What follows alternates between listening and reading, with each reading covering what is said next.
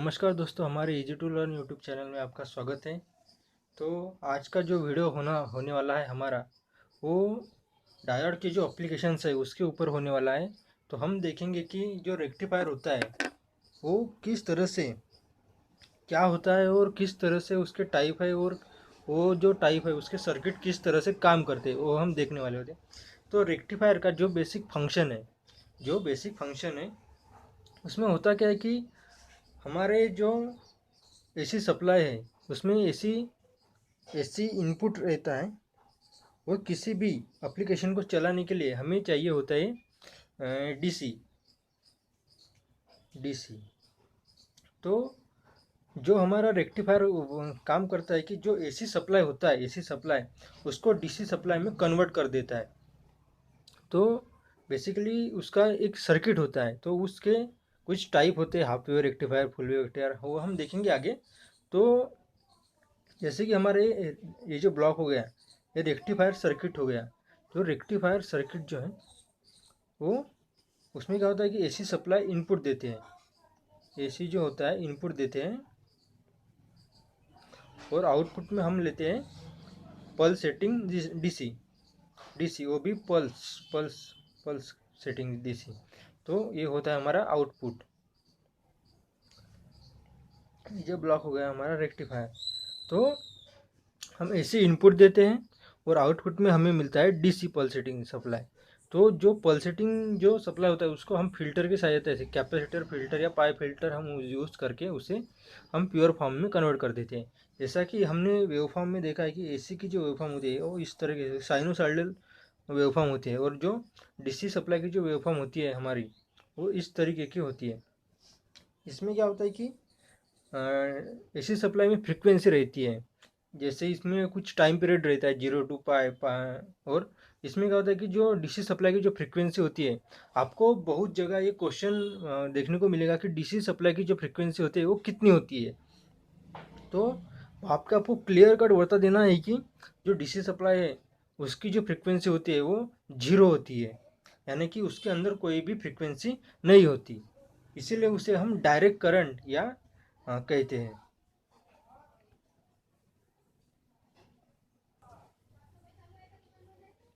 तो हमारे जो टाइप्स है रेक्टिफायर के, टाइप्स ऑफ रेक्टिफायर, यानी कि इसके दो मेन टाइप है।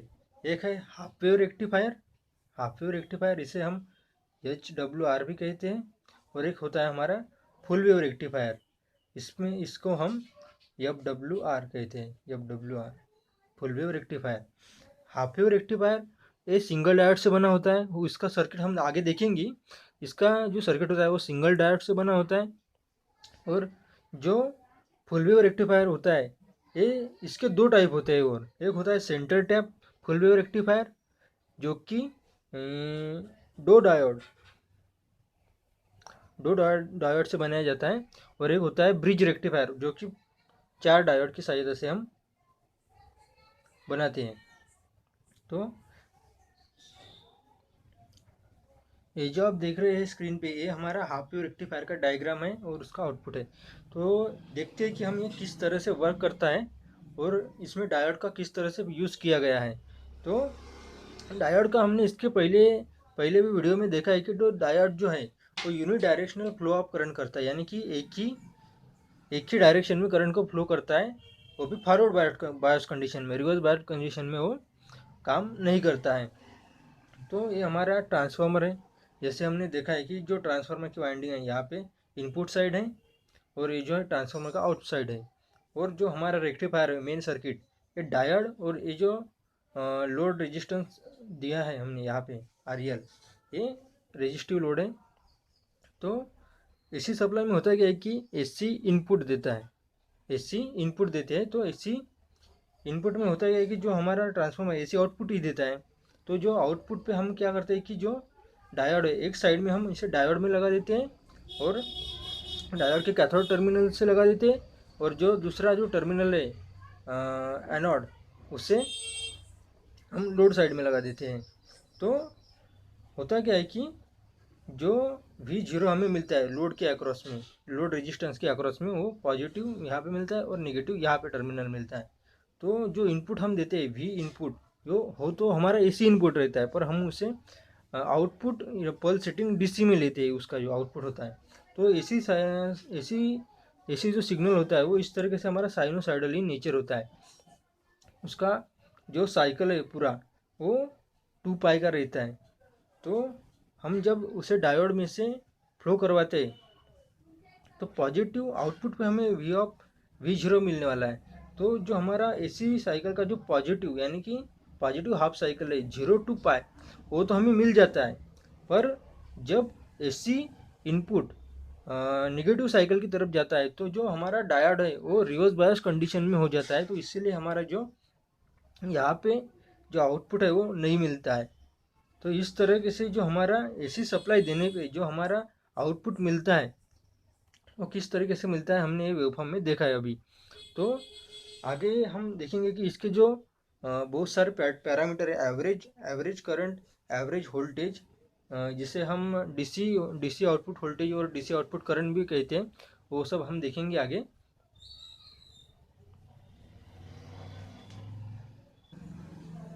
जो पहला जो हमारा पैरामीटर है हाफ वेव रेक्टिफायर के अंडर, वो हम देखेंगे अभी।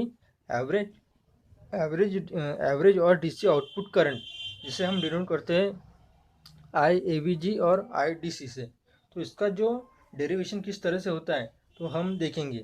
इसमें होता है क्या है कि जो IDC होता है उसे हम जो साइकिल होता है हमारा, हमने पहले देखा है कि पाई से 0 से 2 पाई तक हमारा साइकिल होता है। तो इसको इसे हम 1/2 पाई यानी कि किसी भी चीज़ का हम अगर एवरेज लेते हैं, जैसे कि हमारे पास कोई हमें कोई किसी सब्जेक्ट में हमें 5 अगर हमारे सब्जेक्ट है तो 5 सब्जेक्ट के हम यहाँ पे मार्क्स लेते हैं। जैसे कि हमने मार्क्स ले ले A+B+C+D+E, ऐसे हमारे 5 सब्जेक्ट है। तो हम उसका जो एवरेज ले लेते हैं तो उसके डिवाइड में हम उसे 5 कर देते हैं, तो वो हमारा एवरेज हो जाता है। तो उसी तरह से यहाँ पे हम 1 से जो हमारा जो IDC है, जो एवरेज करंट होने वाला है, जिसे हम एवरेज करंट भी कहते हैं, तो उसे हम 1/2 पाई इंटीग्रेशन हमारा होगा 0 to 2 पाई। ये जो इसकी इंटीग्रेशन की लिमिट है वो 0 से 2 पाई के हैं। और जो हमारा आई जो करंट है वो आई है, और उसे हम ओमेगा टी के रिस्पेक्ट में इंटीग्रेट कर देंगे। तो इसमें होता क्या है कि जो हमारा जो टाइम पीरियड है 0 से 2 पाई, हम उसे 2 टाइप में उसे हम डिवाइड कर देते हैं। तो 1/2 पाई हम कॉमन ले लेते हैं यहाँ पे। और जो हमारा जो टाइम पीरियड है पहले हम ले लेते हैं 0 से पाई। इसमें क्या होता है कि जो आई की वैल्यू होती है IM साइन ओमेगा टी और d⍵t with respect two plus, और जो पाई से 2 पाई IM साइन ओमेगा टी, ऐसा तो हमारा इक्वेशन बन जाता है। इसको हम क्लोज कर देते हैं। तो पहली जो साइकिल हमारी रहती है 0 से पाई, वो पॉजिटिव साइकिल रहती है। तो उस कंडीशन में जो डायोड है हमारा वो फॉरवर्ड बायस कंडीशन में रहता है, तो वो कंडक्ट कर देता है। और जो पाई से 2 पाई में के बीच में जो हमारा डायोड रहता है वो रिवर्स बायस कंडीशन में रहता है, तो इसलिए वो कंडक्ट नहीं कर पाता है। तो ये जो टर्म होती है वो 0 हो जाती है। और जो हमारा आई एम जो रहता है वो हम यहाँ से कॉमन निकालेंगे। और जो साइन ओमेगा टी का जो इंटीग्रेशन होता है वो होता है -cos⍵t। और यहाँ पे हम इसकी जो लिमिट रहती है वो पुट कर देंगे 0 से पाई। और जो हमारा आगे का जो इक्वेशन बनेगा इससे 1/2 पाई यानी कि जो IM है यहाँ पे रहेगा कॉमन। और जब हम इसकी लिमिट पुट कर देंगे तो -cos⍵t यानी कि उसकी जगह हम पाई पुट कर देंगे, तो उसकी जो वैल्यू हो जाएंगी वो हो जाएंगी +1। और माइनस में जब हम लिमिट करते हैं तो माइनस में हो जाता है। तो माइनस में जो cos⍵t की जो वैल्यू हो जाती है वो हो जाती है -1। तो माइनस माइनस यहाँ पे प्लस हो जाएगा +1।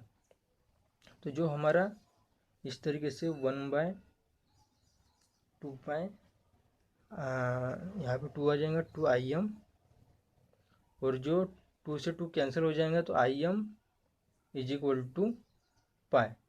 तो जो हमारा इक्वेशन है IDC का वो इस तरीके से हमारे पास आ जाएगा। तो जो IDC की जो वैल्यू होती है वो हमारे पास IM आ गई। इस तरीके से हमारा इसका डेरिवेशन होता है।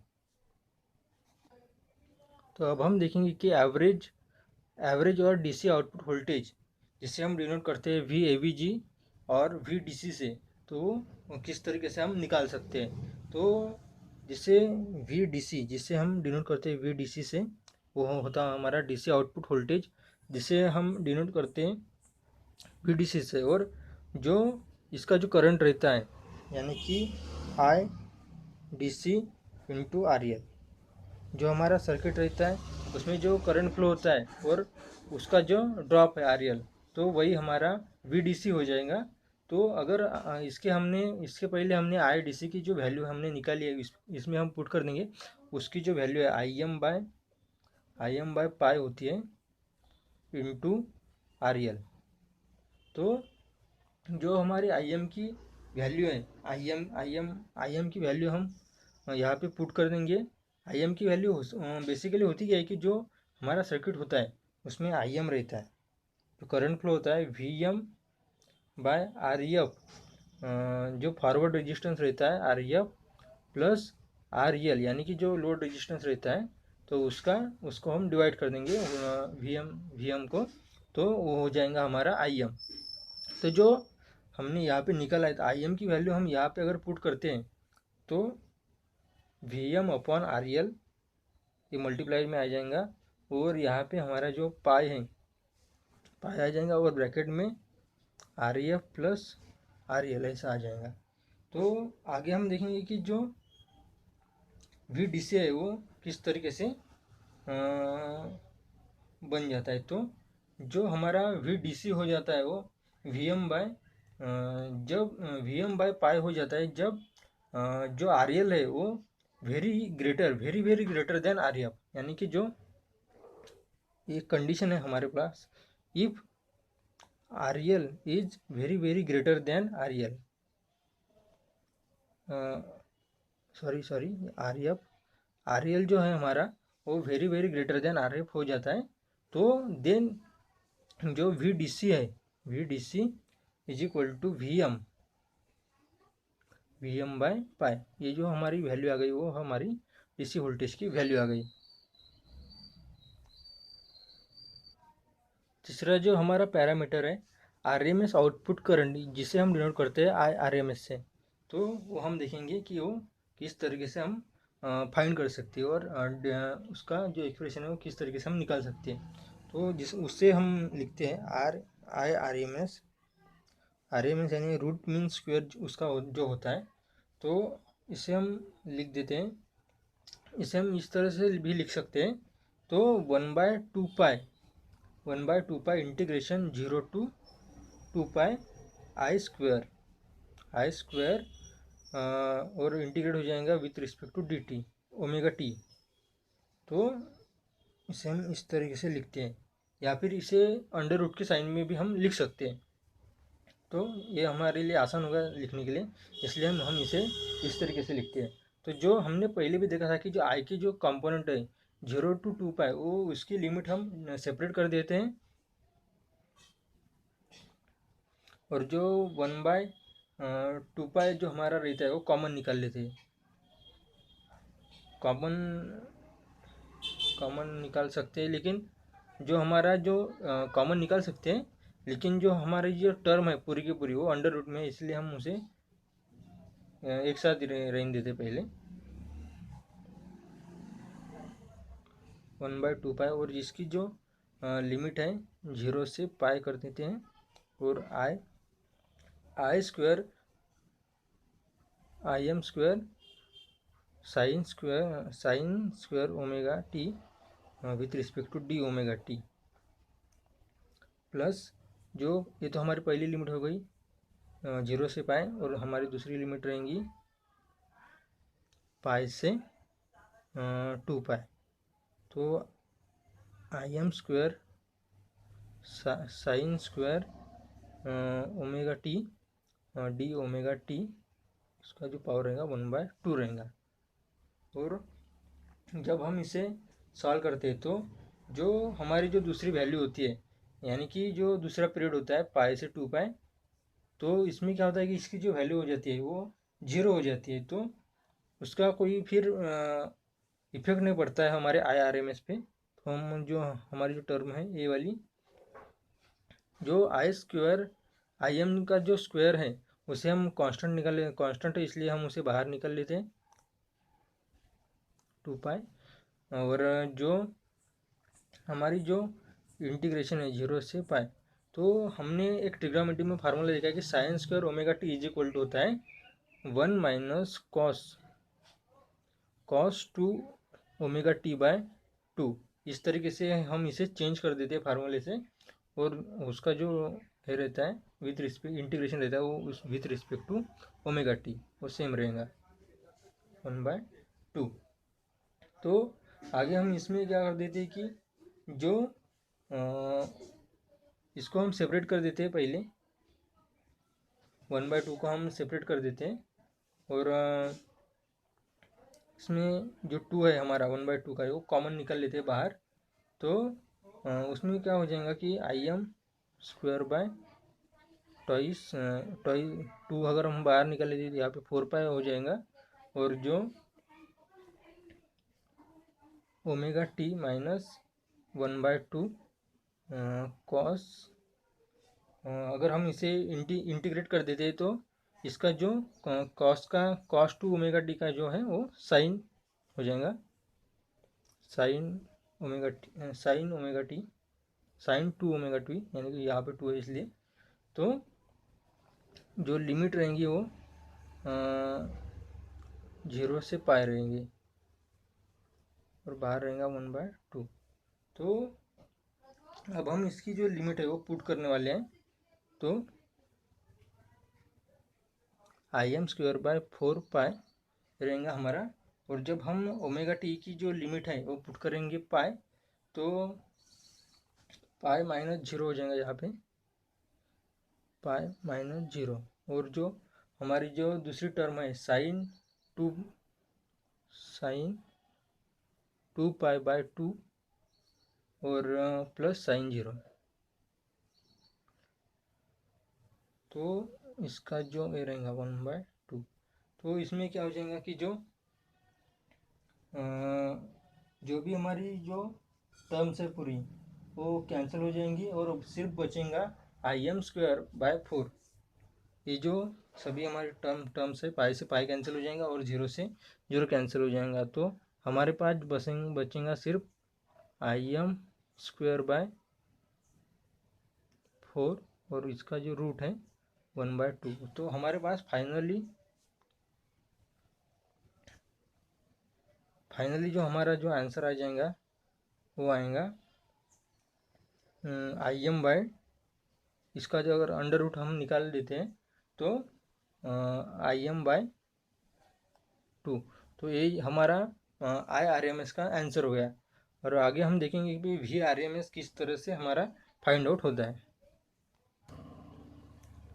तो जो VRMS है हमारा, तो VRMS हम देखेंगे कि IRMS into REL, IRMS into REL। तो हमने IRMS की वैल्यू पहले ही निकाल ली है। तो IRMS की जो वैल्यू होती है वो होती है IM/2 REL। और जो हमारी IM की जो वैल्यू होती है, जो IM की वैल्यू होती है वो हमने यहाँ पे इंटू रहेगा। तो जो IM की जो वैल्यू रहेंगी हमारी, इसमें क्या होता है कि VM/REF प्लस REL, ऐसा उसकी वैल्यू हमने पहले डिस्कस की हुए हैं। IM यहाँ पे लिख भी देते हैं हम, IM is equal to VM/REF plus REL। तो VM/REF हमारा हो जाएगा यहाँ पे आर एल आ जाएगा, मल्टीप्लाई में है इसलिए यहाँ का, और जो हमारा ट्वाइस टू हमारा नीचे आ जाएगा ऐसे, और यहाँ पे हमारा आ जाएगा are E F plus R E L. तो ये हो गया हमारा वी आर एम एस। और इससे हम और भी सॉल्व कर सकते हैं। अगर हम आर एल जो है वो नीचे अगर ले लेते हैं तो वी एम अपॉन ट्वाइस, यानी कि जो आर एल जो है उससे हम नीचे ले लेते हैं 1 प्लस, तो ये ऐसे हो जाएगा are E F upon R L. इस तरह से हम इसे लिख सकते हैं। और हमारे पास जो कंडीशन है, if R L is very very greater, R L is very very greater then are E F, तो उस केस में क्या हो जाएगा कि वी आर एम एच जो है वो वी एम बाय 2 है। तो इस तरीके से हमारा जो आउटपुट वोल्टेज है वो हमारा आ जाएगा V R M S by V M by 2। जो हमारी रेक्टिफायर की जो एफिशिएंसी रहती है वो हमारी जो आउटपुट जो वैल्यू रहती है डीसी वैल्यू, और जो इसका जो रेशियो होता है, इसे हम नीटा से डिनोट करते हैं, जो इसका जो रेशियो होता है वो P D C upon P S C होता है। इसे हम यहाँ पे लिख देते हैं टा is equal to P D C upon P S C. तो हम देखेंगे कि एफिशिएंसी जो है इसकी कितनी होती है। तो हम पहले तो निकालेंगे P D C. P D C हम निकालेंगे यहाँ पे। पी डी सी जो होता है हमारे पास आई डी सी का स्क्वायर, आई डी सी का जो स्क्वायर है उसे आर एल से मल्टीप्लाई कर देंगे, और जो हमारा आई डी सी का जो वैल्यू है यहाँ पे आई M square R L upon जो पाई का स्क्वायर होता है। तो ये हमारा पी डी सी का वैल्यू हो गया। अब हम निकालेंगे पी ए सी। तो हमारा जो पी ए सी का जो वैल्यू है वो हम निकालेंगे P A C is equal to, यानी कि जो हमारा आर एम एस करंट रहता है I R M S into R E L plus R E F, यानी कि load resistance R E L plus R E F, जो load resistance और डायोड का रेजिस्टेंस, यानी कि फॉरवर्ड बायस में जब डायोड रहता है उसे आर एफ से डिनोट करते हैं, तो हमारा आ जाएगा। तो हमारे पास आई आर एम एस की जो वैल्यू है तो आई एम स्क्वायर अपॉन 4, इसका हमने स्क्वायर कर दिया है, और इसमें हमने ले लिया are E L plus R E F इस तरीके से। और जब हम इसकी इफिशिएंसी निकालेंगे तो ये जो दोनों वैल्यू है हम यहाँ पे लिख देते हैं I square M R E L upon pi square into, जो हम इसे उल्टा लिख देते हैं यहाँ पे मल्टीप्लाई में ले लेते हैं तो 4 अपॉन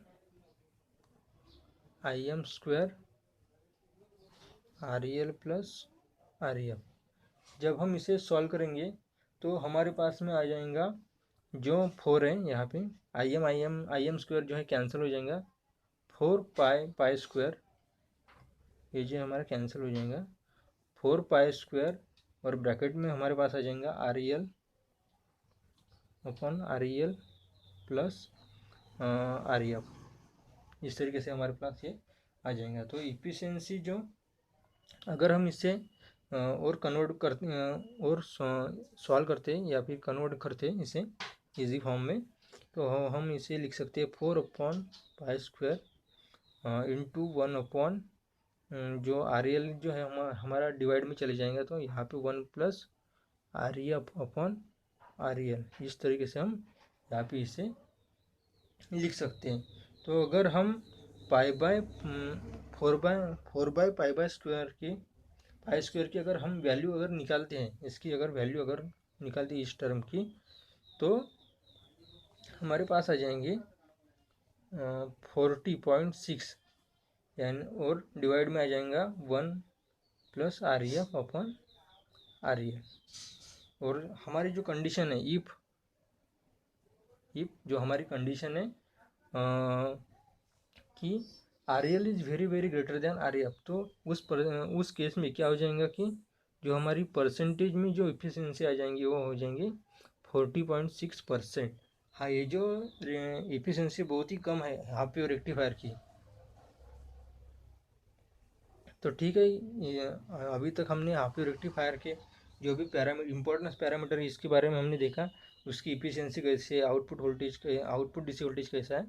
तो हमारा वीडियो देखने के लिए धन्यवाद दोस्तों, थैंक यू।